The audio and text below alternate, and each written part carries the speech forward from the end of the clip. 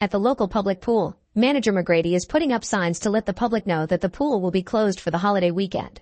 Among all the swimmers, Bree is enjoying herself, but she takes a break when it is time for her to check her blood glucose levels. Before jumping back into the water, she wonders if she should take off her diamond ring. Meanwhile, in the lost and found area, the janitor Clara is trying to steal money from the forgotten wallets, but McGrady catches her red-handed. Now he regrets having spoken well of her to her parole officer and decides to fire her, but she will still have to finish today's shift. In the parking lot, Bree's sister Jonna is sitting in her car, wondering if she should go inside or not. After lots of thinking, she decides to put her phone in the glove box and join her sister. Jonna used to be in rehab and the sisters haven't hung out much lately, so Bree is happy they get to swim together again. At first Jonna is in a bad mood because of her bad home situation and the kids running around the pool bothering adults, but Bree convinces her to let go and have fun. The rest of the afternoon goes well for the sisters, who get to enjoy their time in the pool until McGrady tells them it is time to leave. When Jonna points out the pool is supposed to be open until 7, McGrady explains they are closing earlier for the holiday weekend and reminds her to learn how to read. The sisters get out of the pool and while they dry themselves up, Bree remembers she wants to show Jonna her ring, but she can't find it in her bag. Everyone else has already left and McGrady tells the sisters to hurry up, but they ignore him.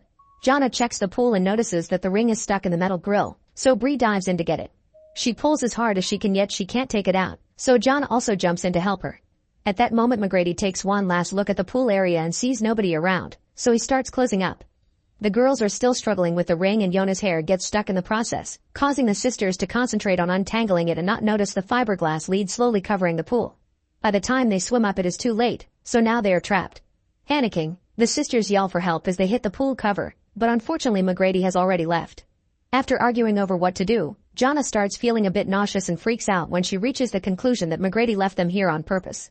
Bree calms her down and they swim to the middle of the pool to try to push up the cover, but it is made of solid fiberglass and won't even budge. Bree's next idea is to check all the seals and edges to find any weak spots, but there is nothing except for a pair of swimming trunks. Eventually they realize the cover has a condensation hole, but it won't budge either, so Bree goes to remove the plastic cover from a hole in the pool wall. By breaking it in half, she creates a tool that can fit through the hole to try to saw it. While Bree works, Jonna continues to complain and an argument ensues. Jonna can't stand that Bree moved one while she was in rehab, and now Bree thinks Jonna threw the ring into the pool out of jealousy. A furious Bree dives in and finally gets the ring out of the grill while Jonna takes over the sawing only to accidentally cut her hand. Bree comes back and points out that the grill could be heavy enough to break the fiberglass, but she isn't strong enough to take it off. Jonna refuses to help, but before another argument can begin, they hear a noise. It turns out Bree's phone is ringing with a call from her fiancé David, who leaves a message saying he will be attending a company dinner so he will get home late. This means the sisters can't depend on him to notice they are gone anytime soon. Desperate, Bree dives in again and tries to take off the grill, but it doesn't work. Hours pass and as night falls outside, the lights go out in the building. Bree can hear her phone ringing with David's calls and Jonna keeps on complaining, this time about how she doesn't like David. Suddenly Jonna notices Bree doesn't look well and asks what's the problem, causing Bree to confess she was diagnosed with diabetes while Jonna was in rehab. She needs to take her shot soon or she may fall into a diabetic coma. Meanwhile Clara returns to the building, but she isn't working very hard on finishing her chores. Back to the sisters, they are now taking turns sawing a hole. Jonna looks at the burnt marks on Bree's arm and wants to know what really happened the day their father died because she doesn't remember anything. Bree tries to dodge the question, but ends up calling their dad a monster and explains what happened. That night their father came home drunk and lit a cigarette before passing out. The cigarette fell on his pillow and started the fire, but he never screamed because he was so drunk he couldn't tell he was burning. Bree had tried waking him up, only to get her arm burnt. At that moment Clara enters the pool room and hears Bree's phone ringing. When she comes closer to steal it, she hears the girls yelling for help and asks her a few questions to buy time to empty Bree's wallet. However, she stops herself when she notices the security cameras are on. Clara goes to the control room to turn the cameras off and bring the lights back. Then she returns to the pool and asks Bree for her phone password, claiming she just wants to help. Bree gives her the number, but instead of calling the police, Clara begins playing David's messages. Jonna begins yelling insults at her, so Clara drops the teasing and explains her situation. After being in prison, she has trouble finding work and she really needs money, so she will save the sisters if Bree gives her the pin for her ATM. The sisters refuse to play her game, so Clara turns off the lights and the heater, threatening to let them freeze through the night. Feeling desperate, Bree tells her the pin and Clara leaves with her wallet. She doesn't turn the heater back on though, so the sisters try to huddle for warmth. Hours pass and Bree's body is aching badly because of the cold. Jonna decides she has to try to take off the grill and dives in, but she is too scared and doesn't even get close to it. When she resurfaces, she discovers Bree has fallen asleep, so she rushes to wake her up. Then Jana admits she couldn't even try and blames herself for the situation as she calls herself useless, but Bree reassures her she's fine. Afterward, Jana goes back to sawing the hole with a shard, claiming it is the only thing that keeps her warm. Bree insists they should talk about their issues, so Jana confesses she used to see monsters anywhere and that is why she tried to self-delete. To this day she still feels like she has a monster inside eating her, which represents the abuse her dad put her through. Jana says their father Zero's voice never left her mind. Suddenly the sisters are startled by something appearing on the hole, but it is just Clara. She is angry because Bree only has $80 in her bank account and starts ranting, saying the girls aren't special for having problems and that the world doesn't owe them any favors. Then she admits she may leave them there to die and goes to the control room.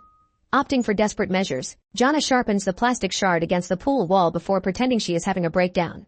She cries as she apologizes to Clara and claims to have something important to share, talking very lowly to make Clara come closer. As soon as she rests her ear on the hole, Jana stabs her with the shard. Clara screams in pain and rushes to the bathroom to check on her wound. Furious, she decides to get revenge by going back to the control room and turning on the automatic pool cleaning system, which causes the girls to start suffocating in chlorine. While trying to stay afloat, the sisters try blocking the jets with their hands and the swimming trunks they found earlier, but the jets are too strong and push them back. Suddenly Bree loses consciousness and starts sinking, so Jana has to push her up and hold her until she wakes up. It's getting hard to breathe and the girls tell Clara that she is killing them, which finally makes Clara realize this is more than a mere prank and turns the cleaning system off. Afterward Clara asks for Bree's ring in exchange for their freedom. Ignoring Yona's protests, Bree gives Clara the ring, but Clara doesn't let them out yet. She says she will do so when she is ready and turns the lights off again. Moments later, the pool cover is finally moving and Bree can hear sirens outside. David bursts inside to save her but he can't see Jana, so he thinks she must drowning. Bree cries because she is too weak to save her, only to suddenly wake up and realize it was all a dream. Then she checks on her sister and discovers Jana is considering using the plastic shard to self-delete. Fortunately Bree manages to talk her out of it, promising that she will always be there for her. The girls apologize to each other and share a hug. Meanwhile Clara is trying on the ring while Bree's phone continues to blow up with David's messages. His last one says he will call 911. So Clara returns to the pool to end this deal already. The sisters pretend that Clara is right and this happened for a reason, apologizing for calling her a monster. Clara cries and goes to the control room to punch in the code, however it doesn't work.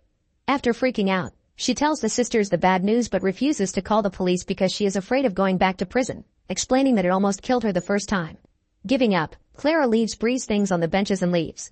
Hours continue to pass and Jana keeps on swimming to keep her body active and warm.